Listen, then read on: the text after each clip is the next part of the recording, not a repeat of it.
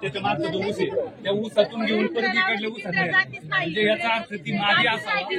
अधिकारी साहेबांनी त्याचं परीक्षण केलं पाहिजे. ती मादी जर असेल तर ती पिल्लांना खायला घेऊन पण चालले असतात. बिबट्यांनी सहसा हल्ला केल्यानंतर ते जे भक्ष आहे ते करून जात आवाज. पण ती जी मादी असेल तिने काय त्या महिलांनी तिथे सोडलेलं नाही.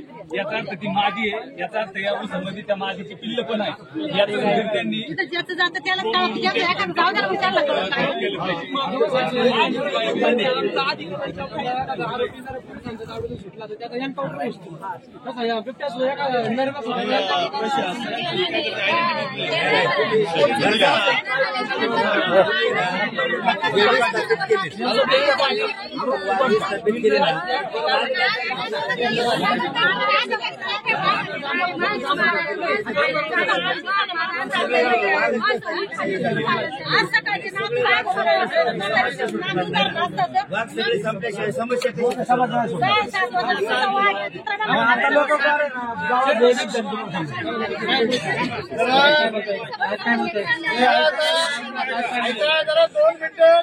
पाठीमागची मंडळी जरा आवाज कमी करा.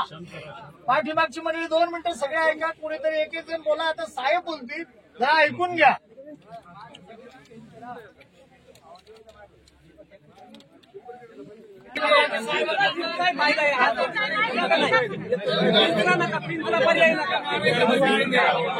एवढा पर्याय पण काय केलं होतं जांबूत मध्ये आपल्याला काय केलं होतं एक बिबट्या तुमचा दिसणार नाही आणि दुसऱ्या दिवशी त्या अधिकाऱ्याची बदली झाली आणि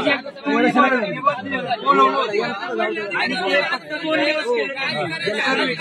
आम्ही अशी डेडबॉडी हातात मध्ये घ्यायना, ताब्यात घ्यायना. त्यांना सांगितलं तोंडी आश्वासन नको, लिखी द्या. त्या दबाव आमच्या सगळ्यांच्या जमावाच्या दबावाखाली त्या अधिकाऱ्यांनी लिखी दिलं. पण असं लिखी देणार अधिकारी 2 दिवसाने आम्ही संपर्क साधला. त्या बिचाराला वरच्यांनी दाबलं. तुला लिखी द्यायचा काय अधिकार करून घ्यायला माझी लिखी दिला तरी काय. बरोबर. स्मिता राजन मॅडम आल्या होत्या. त्यांनी सांगितलं मी 2 दिवसात तुम्हाला बिबट्या मारायची परवानगी देते. त्याचे गेल्या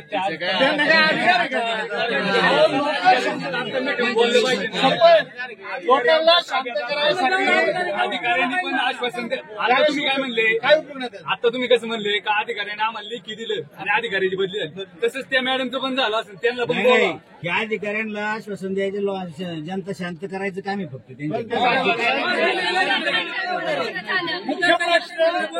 मुख्य प्रश्न आपल्या भागातला बिबट्या कमी झाला पाहिजे.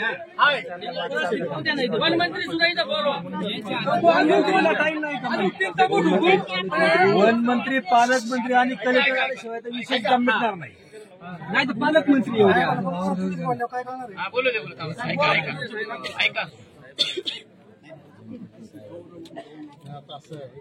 ऐका ऐका जरा ऐका रे. घटना तर एवढी सेंटरला घ्या.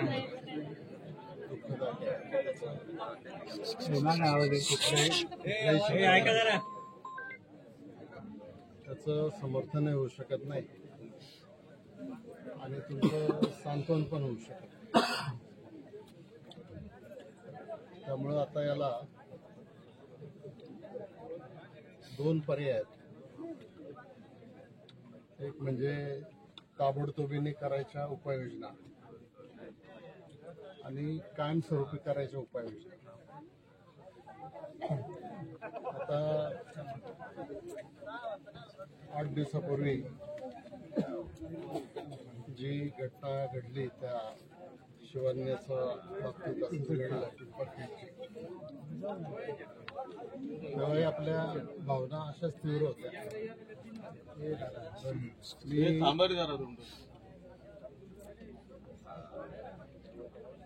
योगायोगाने मंचरला होतो आणि मुलगी हॉस्पिटलमध्ये तिथं आणली होती. तिथं मी समक्ष जाऊन भेट दिली होती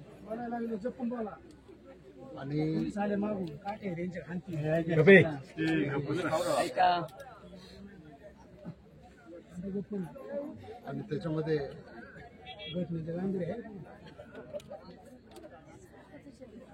ती घटना घडून आता 8 दिवस होत्या, कुठं नाही. तर लगेच आज ही दुसरी घटना घडली. मी सकाळी पुण्याला होतो, 6:30-6:45च्या दरम्यान मला राजू शिरगावड्यांनी फोन केला की अशी अशी घटना घडलेली आहे. मी लगेच त्यांचे वरिष्ठ अधिकारी कडे त्यांच्याशी बोललो आणि घटनेचं गांभीर्य त्यांच्या लक्षामध्ये आणून दिलेलं आहे. पण मागं ज्या वेळेला घटना घडली त्यावेळेला अजितदादांना विनंती करून आपण पुण्यामध्ये मीटिंग घेतली. त्या मीटिंगमध्ये 2-3 निर्णय झाले. एक म्हणजे पिंजरे जे कमी आहेत तर ते पिंजरे वाढवण्यासाठी फॉरेस्ट डिपार्टमेंट कधी निधी मंजूर होईल, का मंजूर होईल याची वाट न पाहता अजितदादांनी DPDC मधून 2,23,00,000 रुपये मंजूर केले, ज्याच्यामध्ये साधारणतः 200 पिंजरे खरेदी करता येतील. आता पैसे तर मंजूर झाले, पण त्याची पुढची प्रोसेस होऊन ते जे पिंजरे ताबडतोबीने यायला पाहिजे. सकाळी मी खाड्यांना विचारलं की काय झालं, तुमचे पिंजरे अजून का नाही आले. म्हणलं मी टेंडर काढलेलं आहे. म्हटलं तर तुम्ही टेंडर काढत बसू नका. तुम्ही आता, कारण आता हल्ली सरकारमध्ये 10 लाखाच्या वरची काही खरेदी करायची असली तर ती ऑनलाईन करावी लागते.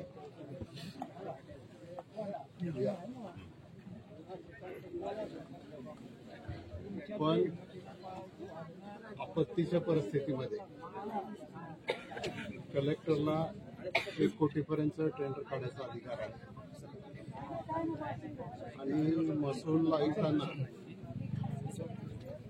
2 कोटीपर्यंत विदाउट टेंडर ऑर्डर द्यायचा अधिकार आहे.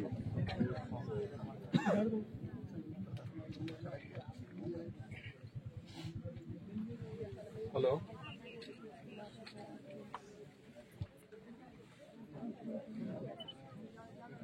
ठीक आहे, मैं नंतर बोलतो.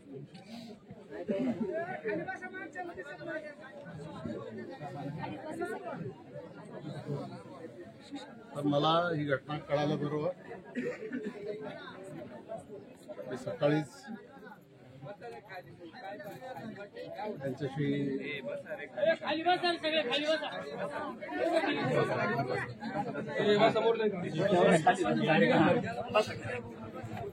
वरिष्ठ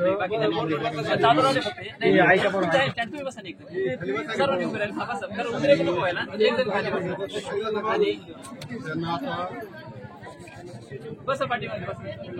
निरोप दिलेला आहे. ऐका ना, ही ताबडतोबीने त्यांनी एक पिंजरे विदाउट टेंडर हे खरेदी करावेत आणि तसं कमिशनरनी मान्य केलेलं आहे.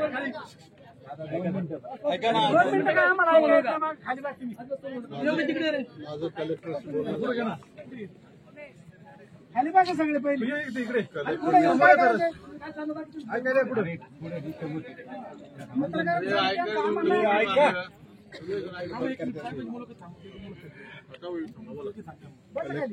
ऐका ना जरा. कलेक्टरने सुद्धा फॉरेस्ट अधिकाऱ्यांना कळवलेलं आहे की कुठल्याही परिस्थितीत हे 200 पिंजरे तुम्ही ताबडतोबीने खरेदी करा. मग आता आपलं जे सगळ्यांचं म्हणणं आहे तेच माझंही म्हणणं आहे की हा प्रश्न काही नुसता पिंजऱ्यामुळे सुटणार नाही. कारण आज जरी रेकॉर्डवर सांगत असले फॉरेस्ट विभागाचे लोक 600 किंवा 700 पिंजरे आहेत, म्हणजे 600 किंवा 700 बिबट आहेत, पण ती संख्या जवळपास 1000च्या आसपास आहे. आणि ही फक्त आपल्या परिसरात आहे. हा प्रश्न जसा आपल्या परिसरात आहे तसा महाराष्ट्राच्या बाकीच्या भागात सुद्धा हा प्रश्न त्या ठिकाणी आहे. तर त्या दिवशी मीटिंगमध्ये जे ठरलं त्याप्रमाणे केंद्रीय मंत्र्यांची वेळ घेऊन ताबडतोबीने त्यांना आणि ह्या ज्या माद्या आहेत त्या माद्यांची नसबंदी करणे हा तातडीचा उपाय आहे.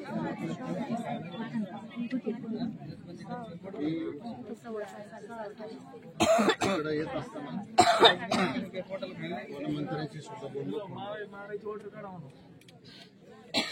वनमंत्र्यांना सांगितलं की लोकांची भावना आहे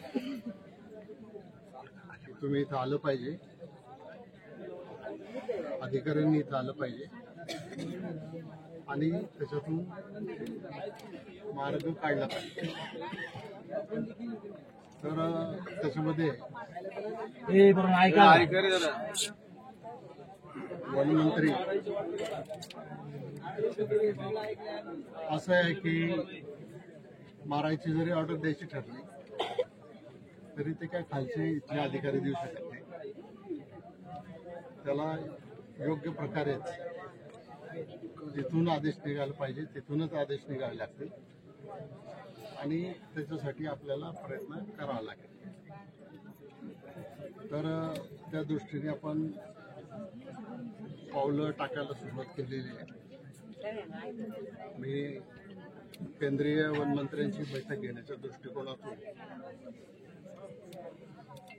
अजितदादांशी पण बोलायचा संपर्क केला, प्रयत्न केला, पण अजून त्याचा मला संपर्क झाला नाही. थोड्या आज दिवसभरामध्ये कधीतरी संपर्क त्याचा मला होईल आणि केंद्रीय मंत्र्यांची भेट घेऊन हा प्रश्न सोडवायचा आहे. दरम्यानच्या काळात वनमंत्र्यांनी मला असं सांगितलं की मी त्यांना सांगितलं की मी चाललोय जागेवर. ते म्हणले ठीक आहे, तुम्ही तिथून जागेवर जा, मला फोन लावा, स्पीकर फोनवर फोन टाका, लोकांशी काय बोलायचं तर मी त्याच्यामध्ये बोलतो. पण याचा अर्थ लगेच आजच किंवा उद्याच हा प्रश्न लगेच सुटेल असं नाही. तर त्याला आपल्याला दोन्ही तिन्ही फ्रंटवर, म्हणजे एका बाजूला पिंजऱ्यात पकडणं आणि तुम्हाला माहिती आहे की नाही मला माहीत नाही, पण मला वन अधिकाऱ्यांनी जी माहिती दिली किंवा मला जे थोडाफार याच्यातला अभ्यास आहे, एक वाघ किंवा एक बिबट्या साधारणतः 100 किलोमीटरच्या वर्तुळात त्या ठिकाणी फिरत असतो. त्यामुळं तो कुठं पकडला आणि कुठं नेऊन सोडला याच्यापेक्षा त्याच्यामध्ये एकतर त्यांना तुम्ही म्हणता त्याप्रमाणे मारायची परवानगी देणे. याच्यापासून सरकारला फायदा काय बिबट्यापासून सांगा तुम्ही. सरकारने असं मी म्हटलं ना, मी मग आता किती लोक मेल्यावर तुम्ही परवानगी देणार? वर तुम्हाला सांगतो वरचा अधिकारी, मग ते मी थांबतो तुम्ही बोला. थांबायचं नाही, कारण ही तुम्ही म्हणता वनमंत्र्याला वेळ नाही यायला, तुम्ही सांगा. परवानगी द्यायला तर केंद्राचं लागतं. मग केंद्र खासदारांचं काम आहे. आपण ते खासदारावर आणतो ना, खासदार आमदार नाही जाता इकडे महाराष्ट्रामध्ये. पालकमंत्री यायला पाहिजे. पालकमंत्री यायला पाहिजे. बाजू न्याय लागली. बाजू न्याय लागली आता. पालकमंत्री येऊ द्यावले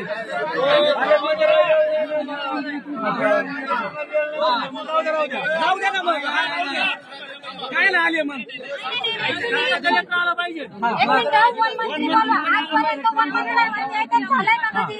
शेतकऱ्यांवरती दंड होतोय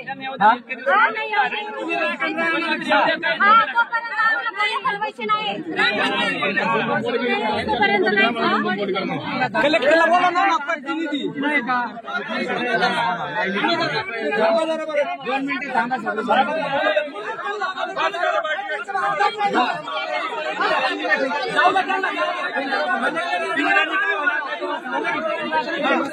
डायरी मारायची परत तुम्ही 100 पिंजरा लावलं तरी ते काय होणार नाही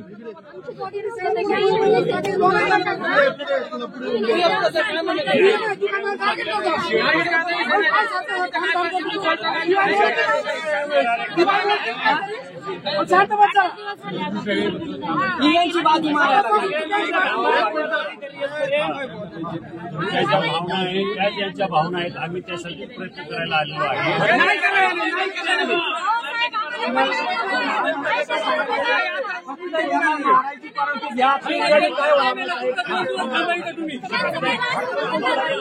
काय तरी त्याला करावं लागेल मार्ग करावं लागेल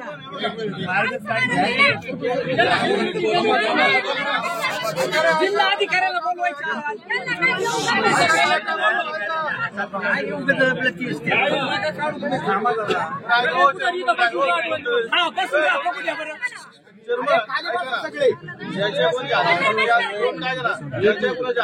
मारायचे असेल ना त्याला केंद्र सरकार राज्य शासन घेऊन जातं काय सांभाळायची वन अधिकाऱ्यांना बिबटे सांभाळायची वन अधिकारी वनमंत्र्यांना आहे ना 55 बळी गेलेत आपल्या इथं 5 वर्षात वनमंत्री एक सुद्धा नाही आला निषेध आहे आमचा या गोष्टीला कलेक्टर साहेब आले पाहिजे तुम्ही ऐका कलेक्टर आणि मंत्री बोलवा आपण एक दिवस ठेवूया वनमंत्री त्याला मार्ग निघाल ना त्या संधी कलेक्टर साहेबांना घटनास्थळी मागणी करत 3 तास आधी झालेत का कलेक्टर साहेब दुसरं काय ही आपत्ती नाही का मला सांगा कलेक्टर काय दुबईला का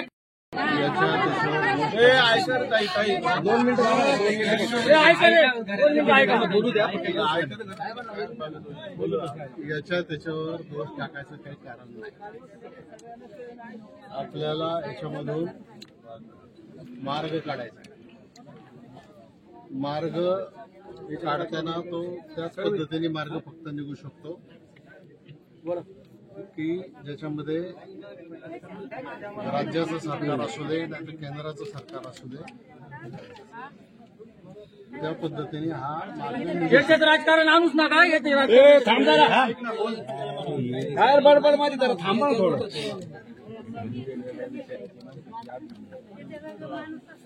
आणि म्हणून त्याच्यामध्ये आपण सगळ्या नेते मंडळींना विनंती करू लवकरात लवकर केंद्र सरकारमध्ये असू दे राज्य सरकारमध्ये असू दे याच्यातून मार्ग काढायचा आपण प्रयत्न करू. हे मी फक्त तुमचं समाधान करण्यापुरतं बोलत नाही. माझी पद्धत अशी आहे बोलायचं कमी काम करायचं आणि त्या दृष्टीने मी आज सकाळपासून SP असतील कलेक्टर असतील फॉरेस्टचे अधिकारी असतील वनमंत्री असतील सगळ्यांशी बोललेलं आहे आणि त्याच्यातून मार्ग काढायचं धोरण त्या ठिकाणी. आता माझा आवाज लहान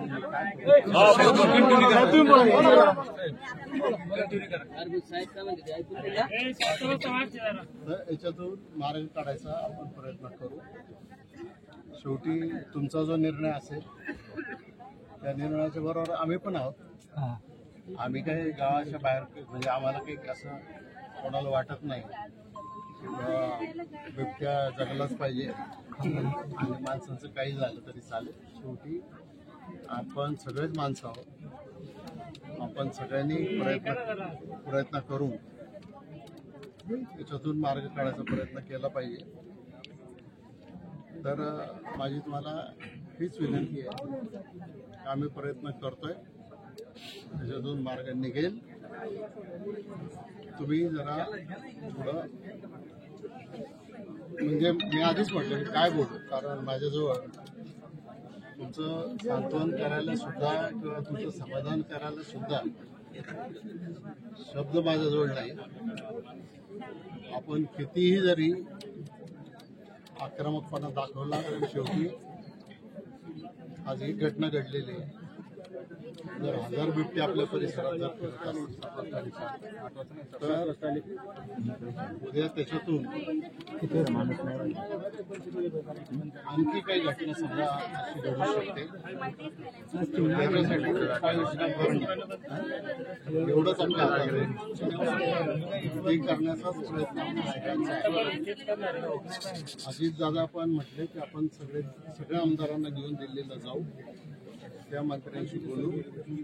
आता 1000 जरी बिबटे असले तरी त्याच्यातल्या माद्या 300-350 असतील जास्तीत जास्त. त्यांची नसबंदी केली आणि केंद्र सरकारच्या मंत्र्यांनी सुद्धा सांगितलं की मी तुम्हाला निधी उपलब्ध करून देतो. फॉरेस्टच्या जागेत तुम्ही सफारी उभी करा. जेवढे पिंजरे आपण पकडू म्हणजे जेवढे वाघ किंवा बिबटे आपण पकडू ते पिंजऱ्यातून बाहेर सोडायचेच नाही. त्यांना त्या ठिकाणी निवारा केंद्रामध्ये त्यांना त्या ठिकाणी ठेवायचं आणि हळूहळू संख्या कमी करायची. आता असं आहे की एक मादी आहे, वर्षातून 2 वेळाला भेटते. कमीत कमी 2 पिल्लं होतात. 4 ते 6 पिल्लं समजा होतात. आता पिल्लं जरी हलवायची म्हटलं तरी आता ते माझ्यापेक्षा फॉरेस्टचे अधिकारी जास्त सांगू शकतील. त्याच्यामध्ये त्या परिस्थितीमध्ये तो जो प्राणी आहे तो अधिक आक्रमक होऊ शकतो.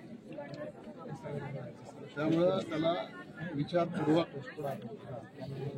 आपण मार्ग काढला पाहिजे आणि त्याच्यासाठी तुम्ही सगळ्यांनी सहकार्य केलं पाहिजे. शेवटी तुमच्या गावाचा जो निर्णय असेल त्या निर्णयावर आम्ही सगळे आहोत. साहेब, जसं की आपण आता सांगितलं की मी येताना म्हणजे तुम्ही येताना वनमंत्री साहेबांशी बोललात. ते म्हणले की इथे गेल्याच नंतर परिस्थिती फोनवरती मी ऐकून घेतो. साहेब, काचत राहणाऱ्या माणसाला ग्रामीण भागातली व्यथा मान्य होणार नाही. आमची विनंती ही होती साहेब, जर वास्तव त्यांनी जर इथे पाहिलं असतं. गेले 8 दिवसापूर्वी पिंपरगेडला घटना झाली, आज जांबूतला झाली, उद्या चांडवलं होऊन परवा दिवशी फाटक्याला होईल. या घटना पाहून वाट बघण्याची वेळ नाही साहेब. जर वनमंत्री साहेब जर इथं आले, त्यांना ही जर परिस्थिती दिसली तर ते पण तितक्याच प्रकल्प जसं आपण शब्द मांडणार आहे, जसं आपण पद्धतीने तिथं बाजू मांडणार तशीच ती बाजू ते केंद्रापाशी पण मांडतील. ज्यावेळेस एखाद्या ठिकाणी पूर परिस्थिती येते त्यावेळेस सगळं मंत्रिमंडळ त्या ठिकाणी जातच ना. तशी आज ही ह्या भागावरती आल्याच्या नंतरची एक खूप मोठी आपत्ती आहे. जसं की आपण ह्या भागाचे विद्यमान आमदार आहात, माजी मंत्री आहात, आपणास विनंती साहेब, आपण वनमंत्री महोदयांना सांगा. आम्ही प्रचाराच्या टायमाला पाहिले साहेब, इथं राजकीय कुठलीच गोष्ट नाही. प्रचाराच्या टायमाला आपण पाहतो की आपण समजा टाकळ्यामध्ये एखाद्या हेलिकॉप्टर पाबळमध्ये जाऊन ते लँड करू शकतो. म्हणजे अर्जंटमध्ये ह्या गोष्टी होऊ शकतात. तर वनमंत्री साहेबांना तिथून हेलिकॉप्टर धरून इथे यायला काही अडचण नाही. ते येण्याची वाट पाहण्याची आमच्या ग्रामस्थांची भूमिका आहे. यातून काहीतरी ठोस मार्ग झाला पाहिजे साहेब. याच गोष्टीवर सर्वजण थांबा आपण. नाही, कोणी पण जायचं नाही.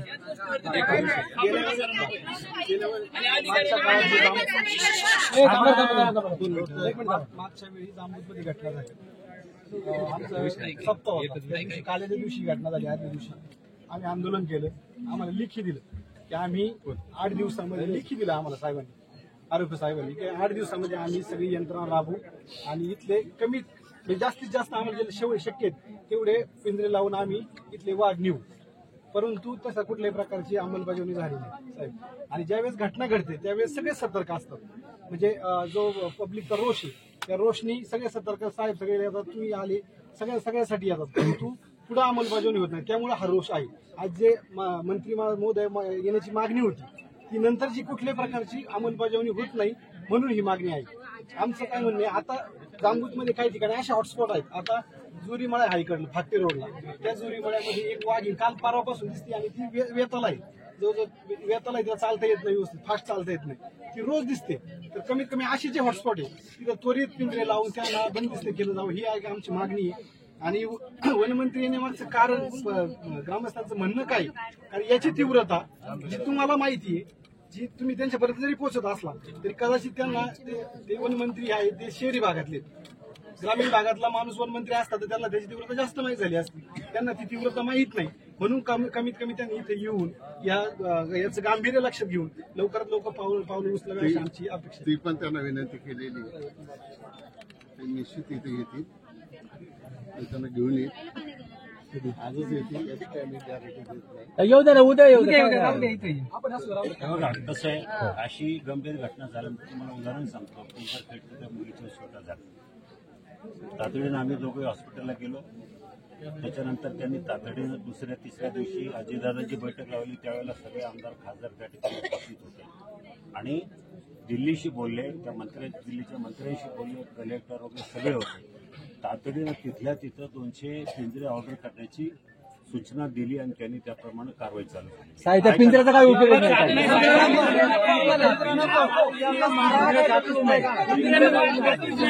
पिंजरा नको आम्हाला, पिंजरा नको, पिंजऱ्याचा काय फायदा नाही. पिंजरा नको, पिंजरा नका दाखवू आम्हाला.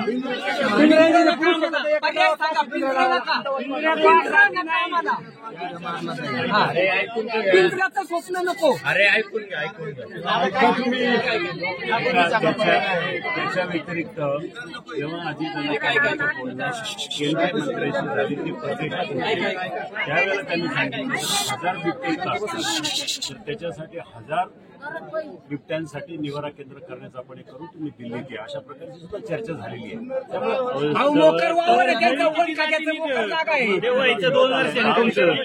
माझ्या माहितीप्रमाणे 2 वर्षापासूनच आहे ते आणि त्याला आता मंजुरी मिळाली, निर्णय झालेली चालू होईल.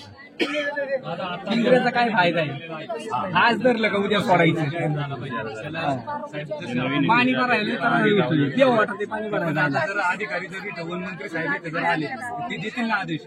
आपण जसं एखाद्या घटनास्थळी गेल्यानंतर तात्काळ सरकारनं निर्देश द्यायचा किंवा प्रशासनाला निर्देश द्यायचा की अशी आपत्ती घडलेली, आपण अशी कारवाई केली पाहिजे. तसंच वनमंत्री जर इथं आले ऑन दी स्पॉट, जर त्यांनी त्यांच्या मनाने जर निर्णय घेतला तर तुम्ही तात्काळ तिथे आदेश देतो की त्याला गोळ्या घाला. हा, जिल्ह्याचा कलेक्टर आणि वनमंत्री ना ते दोघं जरी इथं येऊ द्या, तुम्हाला सांगतो. म्हणजे 2 दिवस जाऊ दे, काय होत नाही. बाकीच्या जनतेला अधिकार आहे ना. राजू तुम्ही बोलू सर, तुम्ही कशाला बोलता माझ्या, आता आम्ही बोलतोय ना, कोणीच बोलू नका. जमा होतोय ना, कारण बाकीच्या लोकांना पण जगण्याचा अधिकार आहे ना. घाबरत नका जगायचं. आम्ही असं पाणी भरायचं आहे नाही. आम्ही कलेक्टर सरांकडे अर्ज केला, त्यांनी ते म्हणजे लायसन्स देत नाही. आता आम्हाला बिबट्या मारण्यासाठी नको आहे लायसन्स. आम्हाला शेती करायची ना, उसाची शेती आमची, लायसन्स इश्यू नाही करत आहे. त्यांना सांगितलं संरक्षणासाठी तरी द्या.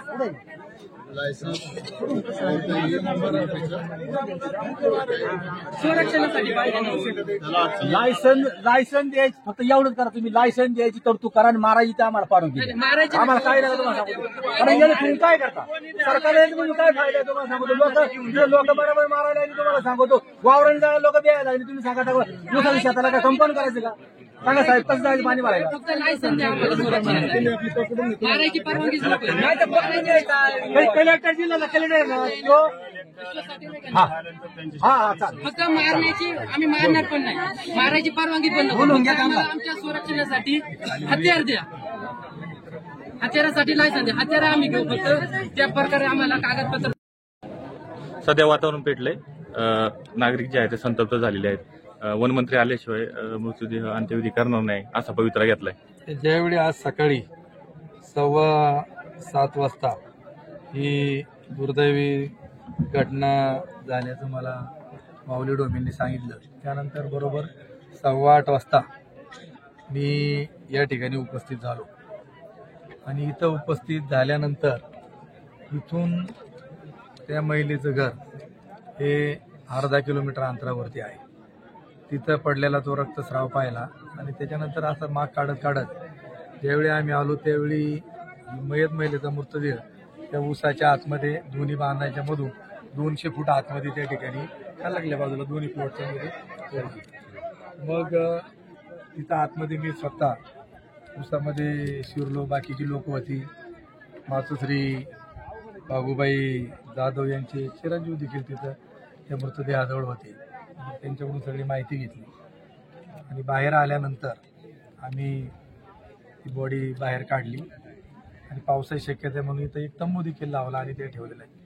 आता ज्यावेळी हे सगळं झालं आम्ही सगळ्या ग्रामस्थांशी कुटुंबाशी चर्चा केली आणि आता असा निर्णय त्याच वेळी सकाळी आम्ही 8:30 वाजता घेतलेला आहे की जोपर्यंत इथं जिल्हाधिकारी, फॉरेस्टचे सगळे अधिकारी, त्या खात्याचे सचिव, आमदार असतील, खासदार असतील आणि या खात्याचे मंत्री गणेश नाईक हे येत नाहीत आणि कॉन्क्रीटाचा निर्णय होत नाही तोपर्यंत हा मृतदेह इथून हलवायचा नाही. आणि 1 वाजेपर्यंत जर हे कोणी जिल्हाधिकारी वगैरे आले नाही तर 1 वाजता आम्ही इथं पंचतळ्यावरती बेल्ला जेजुरी मार्ग त्या ठिकाणी रोखण्याचं काम करणार आहोत. ही घटना झाल्यानंतर तातडीनं मी लोकप्रतिनिधींशी बोललो. जिल्हाधिकारी जितेंद्र दुडी साहेबांशी माझं बोलणं झालं. त्यानंतर पवार साहेबांचा देखील मला फोन आला होता. त्यानंतर खासदारांना देखील कळवलं, आमदारांना देखील कळवलं, प्रांतांना देखील, सगळ्यांशी बोललो. अधिकारी येण्याच्या आधी आम्ही पोहोचलो होतो. तर पवार साहेबांनी देखील मला फोनवर सांगितलं की आपण एक ह्या बिबटेच्या विरोधामध्ये एक मोहीम आपण हातामध्ये घेऊ आणि याचा निर्णय आपण लवकरात लवकर त्या ठिकाणी लावू. काय सांगा, तुमच्या आता समोरच आमदार दिलीपराव वळसे पाटील आलेले आहेत आणि शिवाजीदादा आळराव पाटील आले आहेत. त्यांना नागरिकांनी घेराव घातलेला आहे. आपण पाहू शकता की अशा पद्धतीने नागरिकांना त्यांनी घेराव घातलेला आहे. काय सांगा, काय भूमिका आहे, काय भाऊ सांगा? इथं आम्ही राजकारण करण्यासाठी आलेलो नाही. गेले 2 वर्षामध्ये पिंपरखेड आणि जांबूट या 2 गावामधली ही 8वी दुर्दैवी घटना आहे. 8वी व्यक्ती ही मृत या ठिकाणी पावलेली आहे. आणि जुन्नर विभागाचा जर वन विभागाचा डिव्हिजनचा आढावा जर घेतला तर 55 लोक बिबटेच्या हल्ल्यामध्ये मयत झालेले आहेत आणि 16,500 जनावरं त्या ठिकाणी बिबटेच्या हल्ल्यात मारली गेलेली आहेत. ज्यावेळी असा प्रसंग निर्माण होतो, कुठली अतिवृष्टी म्हणा किंवा अन्य काही दुर्दैवी घटना म्हणा, अपघात म्हणा, त्या ठिकाणी तातडीनं वरिष्ठ स्तरावरचे अधिकारी, त्या खात्याचे मंत्री येऊन भेट देतात आणि मार्ग काढतात.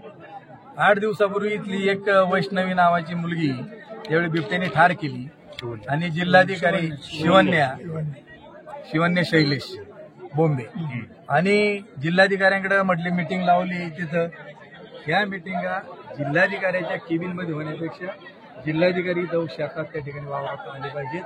ही आमची अट आहे. आल्याशिवाय आम्ही काही इथून थांबून कोणी सांगू काही सांगू, परंतु इथून हा मृतदेह हाणून दिला जाणार नाही. म्हणजे नाही 1 वाजता रास्ता रोको केला जाईल. जोपर्यंत जिल्हाधिकारी, वनमंत्री येत नाही तोपर्यंत इथून आमदार काय म्हटले, आणखी काय कोण काय म्हटले, त्याला काही महत्व नाही. इथं आमच्या जीवाचे खेळ आहेत. सण सुद जशी मराठवाड्यातल्या लोकांना करता येत नाही तशी या परिसरामध्ये बिबट्याचे हल्ले इथं सगळं दिवाळी आज पाडवा असताना सगळी सणसूद बंद झाली. अंतिम मागणी काय राहील तुमची? अंतिम मागणी इथं येऊन त्यांनी या बिबट्याचा कायमस्वरूपी बंदोबस्त करण्याकरता पिंजरा लावून बिबट्या पकडणे हे सोल्युशन काय केलं पाहिजे? मग याच्याकरता बिबट्या पकडल्यानंतर त्याची नसबंदी करणे. ज्याप्रमाणे प्रधानमंत्री मोदींना त्या चित्त्याची लय आवड होती म्हणून त्यांनी काही एकरामध्ये एक चांगलं कंपाऊंड करून आफ्रिकेमधून चित्ते आणले. तर आमचं म्हणणं आहे तर तिकडच्या चित्त्यांना तुम्हाला करता येतं. राज्याकडे एवढं जर विकासाकडे आहे, केंद्र आहे, तर तुम्ही इथलीच फॉरेस्ट ताब्यामध्ये घ्या आणि त्यांना त्या ठिकाणी त्या बिबट्यांना तिथं सोडा. त्या बिबट्याची खादकची व्यवस्था आम्ही शेतकरी करतो ना, आम्ही त्यांना काय जे लागतं खादडीला ती देण्याची व्यवस्था करू आम्ही सगळे शेतकरी.